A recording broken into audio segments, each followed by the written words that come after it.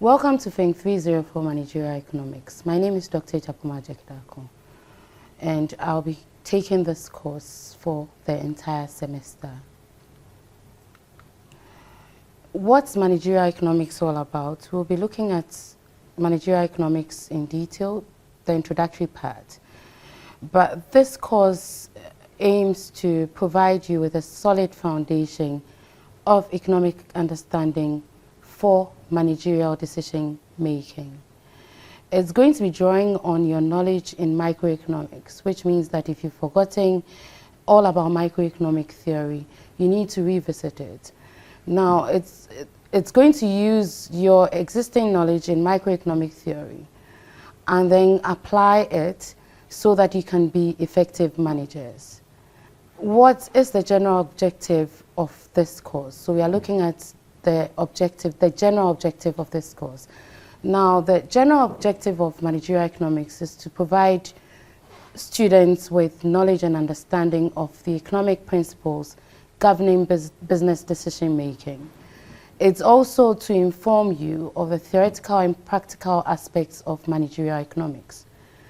It's also going to develop your knowledge and understanding of key issues in the theory and practice of managerial economics, while applying knowledge of economics and quantitative methods.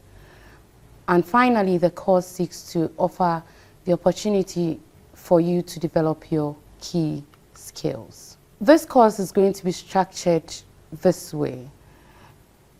In the first session, I'll provide an overview of the entire course. And then subsequently, I would give detailed discussion on the application and analysis of demand and supply. Remember in microeconomic theory that you did something on demand and supply, but that was very theoretical. This is going to be taking a practical aspect on demand and supply. Next, we'll be looking at production and cost, and that is meant to give you a detailed understanding on supply. And remember, it's all going to be practical as far as this course is concerned. After we've dealt with production and cost, we would also look at market structure. In your year 2, under microeconomics, you did not do all the market structures. I remember you doing perfect competition, monopoly, and monopolistic competition. So we left oligopoly out. This time we are going to be bringing in oligopoly. So we are going to be looking at all 4 market structures. We will then move on to discuss game theory, which is a tool that is used to analyze the strategic behavior of firms. So I start with the introductory bit, which forms session 0 of this course. In this session, I'm going to be providing a brief introduction on what managerial economics is all about. Specifically, I will define the concept of managerial economics and discuss 7 principles managers can adopt to become effective. These 7 principles will guide us through our study as we adopt each of them in the different topics we will treat. So the key topics to be covered in this session are as follows: Introduction to Managerial Economics and the principles of becoming effective managers. I would like to refer you to your main textbook, which is by and Prince. Preferably if you have the 8th edition, it's going to be useful. If the 8th edition is not available, then I would ask that you take whichever edition that you have and use it. I would also like to remind you that you don't have to rely just on your lecture slides and this textbook. Any useful textbook, I mean useful textbook in managerial economics would be very important as far as this course is concerned. I would also ask you to look at some popular business press such as BBC News, Economist, Wall Street, and Business and Financial Times, as these would provide useful materials for your understanding of Thing 304. Now, for you to have a fair idea as to what this course is going to be like, I would first provide you with a headline, and the headline would be followed by a question which we would try and answer at the end. So it tells you that this is taking a different turn altogether from microeconomics, even though we are going to be employing some tools that we learned in microeconomics.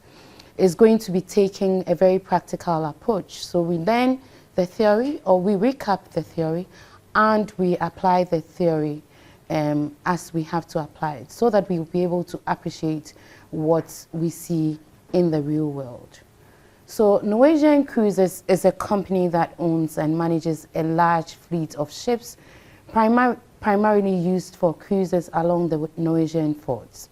Following a spike in tourist arrivals in Norway, Christopher, the company's managing director, decided to increase the company's fleet by acquiring another rival business.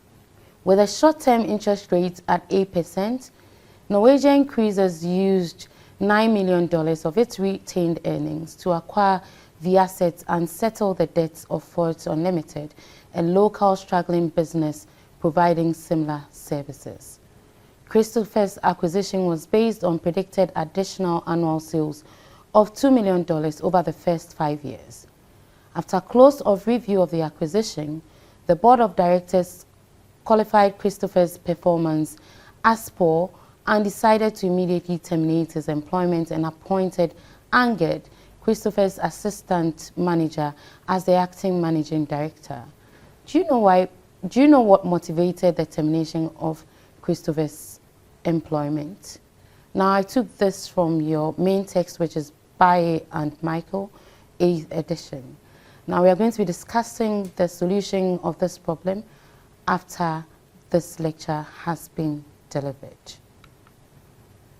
Now, to understand what managerial economics is all about, what we need to do is to take the two phrases or the two words in managerial economics, which is manager and economics.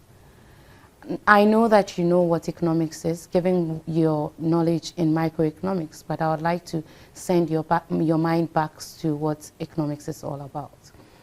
Now, economics in general tells us how individuals, firms, or governments make choices to satisfy their wants in the presence of scarce resources, which means that scarcity is a principle that holds economics. Now, remember in microeconomics that we don't have everything that we want in the world. And because we don't have everything that we want in the world, we would need to make choices.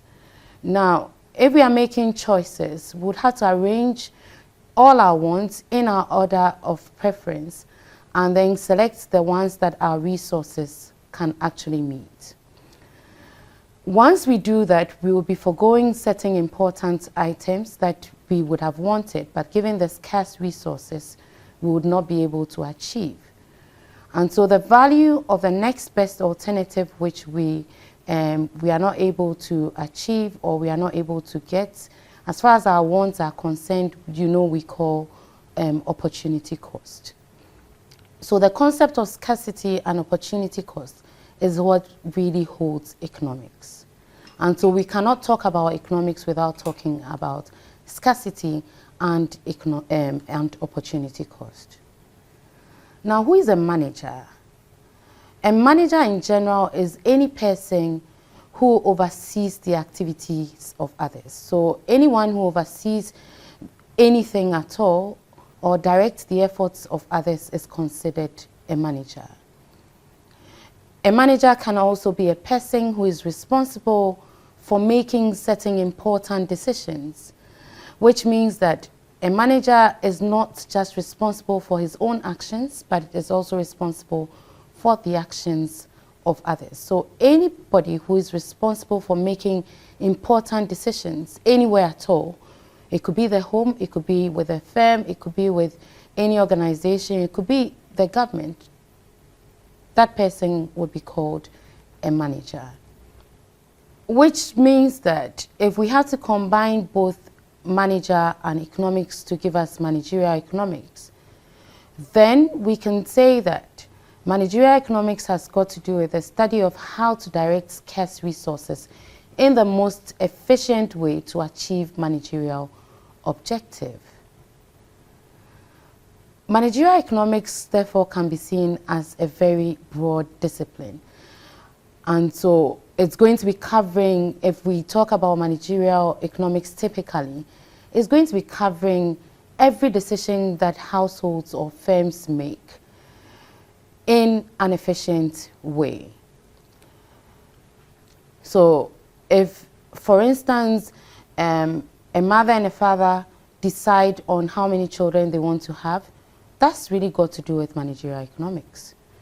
If you're a student and then you need to decide on what courses you choose and how you study those courses, that's also managerial economics because you are the manager of your own life. A firm can also decide on what output to produce, how much price to charge, etc., etc. That's also got to do with managerial economics because that tells you that the firm or whoever is controlling the firm is in charge of what he's doing and he's making a managerial decision. And so we cannot really restrict managerial economics to firm decisions. It applies to both household decisions and then government decisions as well. In this course, however, we are going to be applying managerial economics just to firm decision making. So we are not going to be thinking about the mother and the father deciding on how many children they want to have, the mother deciding on what food to eat, etc. That's not our main focus for this course. Our main focus lies in firm managerial decision, and therefore everything that we decide to do would have to be with the firm.